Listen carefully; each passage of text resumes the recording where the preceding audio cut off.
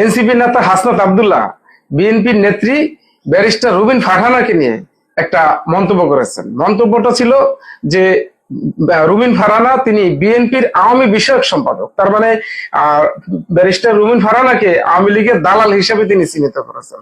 আর এটা শোনার পরেই তেলে বেগুনে জ্বলে গেছে রুবিন ফারহানা।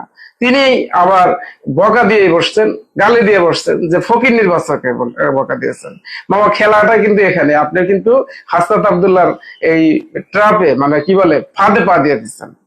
হাসনাত আব্দুল্লাহরা এরা হাই প্রোফাইলের এবং হেভি ওয়েট নেতা নেত্রীদের নিয়ে বেফাস মন্তব্য করবেন, কথাবার্তা বলবেন, এরপরে এটা আলোচিত হবে, সমালোচিত হবে, দেশ জুড়ে এটা ছড়িয়ে যাবে।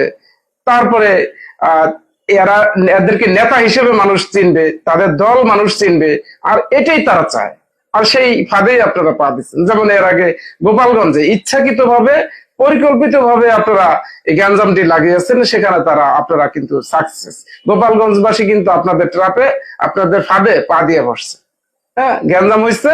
গ্যাঞ্জাম হওয়ার পরে সারা দেশ জুড়ে সমালোচিত হয়েছে বা আলোচিত হয়েছে। আপনাদের এনসিপি মানুষ চিনছে, আপনারা এনসিপির নেতা, আপনাদেরকে মানুষ চিনছে। এটাই আপনি চেয়েছিলেন। রুবিন ফারহানা এই ট্রাফিক পা দিয়ে বসছে।